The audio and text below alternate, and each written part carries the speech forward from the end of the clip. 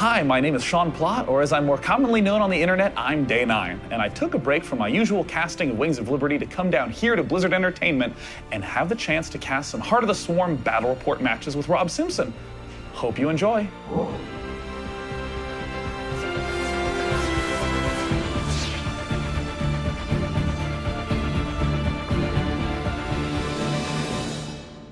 Hello, my name is Sean Day 9 Plott from Day 9 TV. And I'm Rob Simpson from Blizzard Entertainment, and you are just about to watch a very special battle report for Heart of the Swarm. Now, worth mentioning is that this build is a development build, so not all balance or units in the game are final. We'll still get to see all those new units kicking into action in the ZVP matchup here today, and especially all the differences between the old Wings of Liberty strategy and the brand new Heart of the Swarm strategy. Let's begin by introducing the map.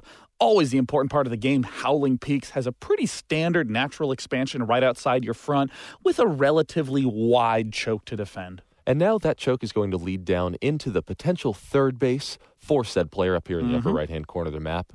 And now you can actually see where this map starts to really open up with the variable attack paths. Yeah, I mean, there is a center to the map, but it's broken up into a lot of pieces. And even these little features, such as the destructible rocks, you can take those out and open up a new attack path to another expansion. Even your own natural expansion has this backdoor counterattack path, meaning you have to be aware of an attack coming from any angle at any point in time. And now moving down this ramp, we see what most players on this map have been taking as their fourth base. Now, worth noting about this area of the map is that not only is it in a small, lowered area, but also over here on the left side is the collapsible rock tower. Now, when you deal 500 damage to this collapsible rock tower, it lands and changes into destructible rocks. So that's a great way to create a temporary defense for that expansion. Another expansion up in the top left. I don't think it's as important that there is an expansion here, but more so that there are more attack paths, all relatively narrow. You can cover them with this watchtower to see what's coming from where, but plenty of action available in the center. As you mentioned earlier, this is the center of the map, but as you can see, it's not just a big, wide open battle area. There are so many ways to attack the center of the map and pass through. So if you had to describe the map in one sentence, it would be a big map with a lot of different ways to attack. And as we can see, the Zerg player pretty much going to be opening in that standard Wings of Liberty fashion. Most of the Zerg tech is late layer or early hive, so it's the late game where we'll get to see the Zerg really shine. Right, so here over on the Prothos side, you can also see that the first several minutes of the game will be very similar, but Prothos have access to a unit relatively early in the game called the Mothership Core. Yeah, we'll be getting a chance to see the Mothership Core in a sec, assuming that, of course, the Protoss player doesn't want to abandon all reason and not get it. But, you know, it's kind of significant to note that all the threats that existed in Wings of Liberty obviously still exist in Heart of the Swarm. Those early Ling, Roach, Baneling all-ins, still a threat. A Zerg triple expanding when you early expand as Protoss, still a threat. So we are, of course, seeing the Protoss player build those early cannons, those early gates, and we are, of course, seeing the Zerg build the early double queen. That's right, and now back over here in Protoss land, we have that first couple cannons being thrown down in addition to his gateway, just about wrapping up. And now up in the main, we can see that the Zerg player has a little bit more information on his opponent, but not too much given how early in the game it is. Yeah, Protoss floating right on in. The Overlord from Zerg floating right on in, seeing everything Protoss has. And I like the fact that we're seeing Protoss build those two cannons because it's pretty difficult to cover all the wide open space at the natural expansion alone. Oh, and now take a look at that new Queen graphic. Yeah, and of course, when you hover over the hatchery, you can also see how many workers are attached to it, so you don't have to manually count 5 of 24, as of course the optimum worker amount is 16 on minerals, 3 on each gas. And what's this? Looks like, it's the Mothership Core. And this, a brand new, I guess, structure/unit. It's attached to the Nexus, and it has a variety of abilities. Teleport allows it to move to another Nexus. Energize for 25 energy. You can remax the energy on another unit. And now it also has Purify. It powers up the Mothership Core and lets it gain a powerful attack, effectively turning it into something like a cannon. Now it also has the Mass Recall ability, which recalls all units owned by the player back back to that Nexus. And of course, the upgrade to Mothership. If you love the Mothership from Wings of Liberty, it's still here. Rather than being built out of the Nexus, the Mothership core turns into the Mothership itself. But that Mothership core is so pivotal since you can use it to re-energize sentries in the early game, helping you hold off those early all-ins. Now, there have been some fancy new animations added in Heart of the Swarm. You can see how the creep spreads through the snake-like thing. The veiny new creep tumor animation, just to make things a little bit more snazzy. Third base now going down for the for the Zerg. And again, I want to emphasize that for the Zerg player, you're going to be doing a pretty Wings of Liberty-esque, somewhat early layer, focusing on the Roachling. We still see that this Mothership core also provides another layer of defense. And the Overlord's going to try to get in, see as much as it can, but it gets picked off. Well, now it knows the Mothership core is there, so who won who? So now we actually have the Stargate up here, started for the Prothos player, and he's also just about to finish up his +1 attacks. And the Prothos player staying active on the map, getting as much information, now finding that third base. Yeah, I would say that, we almost describe the Terran as being pretty much all factory focused in Heart of the Swarm. In Heart of the Swarm for Prothos, it's a lot more air focused. The new units are built out of the Stargate for that Prothos player, so I'm very excited to see what's going to be popping out of Prothos soon enough. But at this point in time, Zerg now maxing out on all those gas geysers and starting to tech up. Oh, and now if we take a look, that's an Oracle. Now, the Oracle is a brand spanking new flying caster for the Prothos Armory. Also, another new one is the Tempest. Tempest, I don't know if it's going to be constructed this game, but it can be upgraded to have 22 range. That's like 50 siege tanks, Rob. You can assault things from such an absurd range. Oh, man. And when combined with the Oracle can use Preordain, which places vision and detect it on a building. So that enables the Tempest to fire from super long range and harass. I'm really excited to see some of the new Oracle abilities. We're also looking at some of the new Zerg units. The Swarm Host is layer tech, so when that infestation pit is done, there we see the Swarm Host's availability. And now the Oracle moves so quickly across the map. It's sort of a harassment spellcaster. One of the abilities, as you were saying, Preordain, gives vision on any building at all. There's Entomb, which locks down minerals, preventing the opponent from mining, and of course the cloaking field, which allows you to cloak all your nearby units. Here comes Entomb. Oh, and he's got just enough energy to get in there, and you can see the Entomb go down. Now, Entomb is not permanent. As you can see, all of those mineral shields have HP, which means that you always need to be aware of your mining. That's true. It basically turns each mineral patch into a gingerbread house, and the little drones have to gobble it down, and there they're finally starting to collapse. But an effective way to lock down all the Zerg mining. We see a second Oracle, very different from the typical Prothos harass of the Void Ray Phoenix, a very annoying way to shut down all the economy for Zerg. And there's another nice Entomb on the minerals. Now, as you can see, what's been a common response to the Oracle harassment is to lay down a couple of spine crawlers, because those spine crawlers will automatically attack the mineral shields, whereas your drones will not. So it looks like we are seeing those spine crawlers take it all down. Zerg finally going back to mining. Stalkers coming out. Of course, the core mix of Stalker Sentry, very common in the mid-game. But that's all boosted by the fact that there is the Mothership core. You can add on tons of energy. If you were Zerg and were frustrated with force fields, don't worry, because now you can get those sentries back to max energy so you can face even more. We thought that would be important to you. That's right. We know just how much you love to face force fields. And so now we have the Prothos player getting up in here, playing a little bit of harass, taking down one of those spine crawlers, going in for a second one. We can see that the Zerg player really doesn't have a whole lot of answers to this. There's that lone queen out there, beautifully trying to fire away. But the Swarm Hosts have arrived, and those Locusts are closing in on the Prothos force. And they're the Locusts, now an extremely powerful siege unit, the Swarm Hosts are. We see some of those force fields thrown down, but those Locusts, extremely thin units, very much so like Zerglings in their size, can slip through any misplaced force fields with ease, and even though that expansion fell down, and pulls the recall out the units with the recall. That is the Mothership core in action. Now, the one thing to note about that mass recall, it might seem super powerful to rush into an expansion and then to retreat, but mass recall is 150 energy. It saps almost all the energy out of that Mothership core for another 3 minutes. So that's right. And not very only that, careful to use. but you can only have one mothership core. Exactly like the mothership in that regard. We do see the 2 oracles on the minimap spread out. Looks like Zerg is planting a line of spine crawlers and swarm hosts, and it has the Hydrals there to deal extra damage. I mean, a lot of people talk about the Roach as being the unit that absorbs the damage and the Hydrals being the one that deal it. Well, Locusts and Hydras, a great way to push these back, and the Locusts are free. They're generated from the swarm host, so now we see space being controlled very well by Zerg, and Prothos is a little bit on the retreat. That's right. So if you're able to land your Locust in the center of the map and control space, now, we also saw that the Prothos player, because those Locusts were closing on him, he actually had to use some of his energy to defend from those free units. But now the Prothos player moving around the center of the map, just as we said, there's so many places to attack, but it's looking like the Zerg is ready with Hydras. Oh, this is a really risky engagement because we see those Hydras are on creep, which means that they are going to be moving very fast.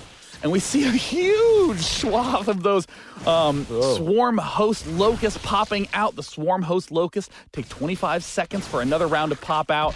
So it looks like for a brief period of time, the Prothos player will be able to retreat there. Those locusts now evaporating, but another round is coming soon, no doubt. Oh, man, and the Stalkers and Sentries are forced to completely abandon as the Prothos player now gets out there and establishes his 4th base. Now, amidst all the madness, we have seen that the Prothos player is pretty much up to 3 bases right about now, but now the Zerg is on the assault. Oh, it looks like the Swarm Host Hydralist composition. He's going to have to wait for those Locusts to pop up so then he can attack in a wave. He's going to move forward with the Hydras, start to deal that damage, and he's going to retreat the instant that those Locusts pop out. We see the Locusts slowly evaporating, but this 4th base expansion attempt is likely to fall, and the Hydras, whoa, look how fast the Hydras are. That is the brand new Hive Tech speed upgrade for those Hydralists. That's right. Those speedy Hydras enable them to engage from much better angles, much quicker. They can also get in and attack and pull out of the battle much faster as well. And now we see just how effective those Locusts truly are, moving in those free units and having them absorb all of the attacks while the Hydras take down the Nexus. Oh, and they get the Nexus, and the next round of Locusts pop out in slow mass numbers. The Locusts continue to invade. And where'd that come from? That cannon is the Mothership Purifier ability. That's the Tempest. Excuse me, I just saw a long-range shot coming from nowhere. Look how speedy those Hydras are, closing in on that Tempest very quickly. They're off creep, but look at them close that gap. Ooh, Tempest trying to get away. Oh, the most expensive air unit for Prothos is going to fall. We see one Tempest is there, just slowly, quietly one-shotting, and there's the preordained to get the bonus vision on that hatchery. Prothos can now see everything around that hatchery. He's using the long-range Tempest to slowly pick off all the nearby buildings. Oh, man, and that Tempest is just so far out of reach for the Zerg player right now, but the Zerg doesn't care. He is on the move. Here we have all of those swarm hosts, Vipers, and Hydras moving around the right side of the map, getting ready to assault the Prothos player's 3rd. Viper, another flying spellcaster for Zerg, does have that abduct ability, the ability to grab one unit and bring it close. It does also have the ability to consume to get more energy. And now, not to be discounted, is the Blinding Cloud. It reduces ranged weapons to 1, and it only works on biological units. But now we have the Zerg player landing in those swarm hosts and starting to use those Locusts to lay waste to the Prothos 3rd. Oh, we do see that Oracle that was initially used for harassment now going to be able to cloak all those units. A great ability from the Oracle. Looks like Zerg does not have any detection. And tries to go for the abduct, accidentally whiffs the Oracle. We'll have to go for a second round, and there manages to pick it off. We do see that Mothership core has teleported to that bottom Nexus, may turn into the Purifier beam, and there it is, becoming a massive cannon. And now the Vipers are over there biding their time, just waiting for the right opportunity to once again get in there and abduct a few of those Protoss units. And now we see yet another warping round coming out from the Protoss player, although those Zealots are just falling at the hands of the Locusts. God, the Locusts are just so powerful, Rob, especially backed by the Hydralists with their fast ability to micro. We see the Tempest does have the range upgrade. It is firing from so far away.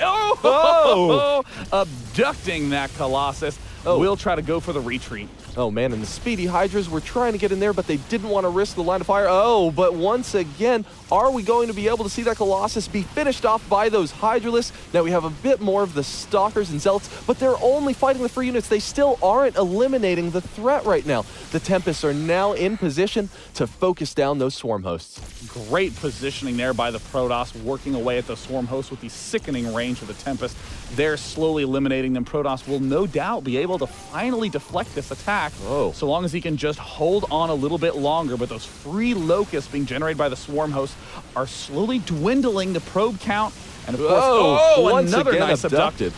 Very nice play from the Zerg player and getting in with those Locusts and those Hydras to follow up and finish off that Colossus. And now it's looking like the Zerg player almost has full control of this expansion. Oh gosh, right when the Swarm Host got cleaned out. The Hydralisk army just got a little bit too great. We even see 4 more Vipers in production to try to help with that abductability. Even abducting a Stalker or 2 would be fantastic at this point in time as they are continuing to try to run. And there's the abduct on the Tempest. Getting eaten alive by those Hydralisks. They were trying to hide with their range for so long, but could not quite stay defended that much longer. And now the Protoss player is starting to push back the Zerg threat, but his base out here, his expansion is just in shambles. I'm not going to lie, Colossus were good against Hydras and Wings of Liberty. They are still good against Hydras. In Heart of the Swarm, that Hydra line is completely decimated. And now we see the Zerg player staying active with those speedy Hydralisks, moving around to once again deny that expansion. Oh, but just as you said, those Colossi are frying the Hydras, especially with that Tempest backup fire. And you know, it's so key to note that the Hydralisks now, as a late game unit, are used for counterattack, used for harassment, the way that roaches or lings once were. But more importantly, the Hydralisks are a extremely potent force in any direct engagement as well, thanks to that speed, thanks to the Swarm Host. Protoss now trying to do some harass attack, dealing damage to that top left hatchery with whatever it can. Very small mix of units, but look at the range on those Tempests. Jeez, that's crazy to see in action. Man, they are just hammering down on this expansion. The Zerg player is scrambling to get over there, and he has Ultralisks now in his composition as well. Now, Ultralisks have the charge ability. It's Burrow Charge. It can close such a large gap and briefly knock up and distract units as they close that distance. The Vipers do want to get in position and cast that abduct to snatch up the Tempest, to snatch up the Colossus. But, the Oracle still being used to entomb all of these mineral fields, try to shut down the mining. Those remaining Swarm Hosts that ate away the bottom base now slowly trying to work on the Protoss Natural. Oh, man, and the Zerg player, we can see, is just trying to establish map control to the best of his ability right now. Both these players really just vying for the economic game. Now, as we can see, those Swarm Hosts just really getting the bang for the buck for the Zerg player and just preventing that Protoss from doing what he wants. Oh, man, and those Locusts are just hammering down once again as the Tempests finish them off. Gosh, the range on those Tempests is just absurd. In the meantime, the Zerg is now starting to get into another big engagement. Where are the Vipers? There's the big Burrow Charge from the Ultras, allowing them to get right up in the face of those Colossi. The big damage dealers used to hiding in the back, but they can no longer, getting pulled right into the thick of things. All the Colossus get pulled back. Ultralisk, abduct, corruptor, everything eats those Colossus alive. The Tempest trying to do their best. But once again, just getting pulled into the army, and we can see those Corruptors just finish them off as the Vipers bring them into the clutches of the Zerg force. And there we see the Purifier on the mothership core, allowing it to blast down those Ultralisks swiftly. But Protoss base count is looking mighty thin at this point, Rob. It most certainly is. We can actually see the Protoss player is just fighting to hang on to the game. And once again, that slithering creep tumor animation moving out there. And wow, this whole time, the Protoss player has stayed so active with those oracles, making sure to do whatever he can to stay in the economic game. Yeah, it's so hard when you're low on the bases and Zerg's high on the aggression to have an answer. The Oracle is that answer, but it's still only temporary. And especially when your opponent has just drastically more bases than you as well, it's going to be very hard for you to stay in just on the heels of the Oracle. And at this point in time, the Zerg, with that really high gas count, could transition into some more infestors. Of course, the Broodlord's always an option, but that Hydra Abduct combo is much more well-suited for the mobile Zerg. And we're also seeing the Prothos, who's running a little bit low on cash himself, is starting to go for some gas-heavy units, trying to establish some kind of control in the center. And it looks like there is an engagement in the center as all the Hydralists rush up Hydra's same speed on creep and off. Oh, wow, and now, once again, we have the Hydras again going to finish off that Nexus as we see a couple of Abducts pulling back the Colossi into the Zerg force, and the Corruptors are able to get in there and finish it off, and once again, another pull, just getting those Colossi a little bit out of position for the Corruptors to clean up, but the Protoss is pushing the Zerg back. Oh, was only able to do it for a little bit longer, but now the expansion falls. And Prothos is scrambling to try to get to the southern base to reestablish control of that. Might want to take out the collapsible rock tower. Zealots do engage against those building spine crawlers, but the double headbutt combo proves too strong for the Zealot. Does look like the Hydras take down the assimilator. The expansion is cleaned out. And gosh, I mean, Hydra Viper with the Swarm host, it's just so good at slowly breaking those lines. But as you were saying, Rob, the Oracle is just nonstop harassment. Yeah, staying active with that unit can just be so valuable. I mean, every time that you're able to land the shields onto those minerals, that's guaranteed harassment. It doesn't matter whether or not they're fast on the reaction. It's still some small amount of mining time that they won't be able to access. And now the Hydra is starting to dart forward. It looks like there we do see the Mothership core is in Purifier mode, starting to deal massive damage to those Hydras, easily able to two-shot, but no, the Mothership core goes down. No Mothership energized, teleport, recall, none of it. Now the Protoss is desperately going for some sort of counterattack against the Zerg, who's looking surprisingly low on minerals. Oh man, and we actually, so as we see the Zerg player try to establish some sort of defensive line across the center of the map, it seems as though the Protoss player has gotten there just a few seconds too soon for the Zerg player to defend, and those spine crawlers are falling left and right before they're able to burrow. The Immortals dealing massive damage to all the armored buildings, but Hydralists are a light unit type. And that is largely the mix that we are seeing out of Zerg. And we see another nice Abduct, allowing him to pick off those High Templar. No Storm for you soon. And there's another Abduct on the Archon, able to escape safely, though. Oh, pulling the Archon back into the clutches of death. Yes. The good old yoink move continues to pick off those Archons one at a time, and now we see the probes even trying to surround the Hydras, but my God, are they fast. But the Protoss force a little bit too much, and due to the nonstop harassment from the Protoss player with that Entomb, it's looking more and more like the Zerg player might actually fall in this game. Oh man, and in comes yet another assault from all of these Zealots, moving up into the upper left expansion, finishing off what is left of these two spine crawlers, and now those drones are free for the picking.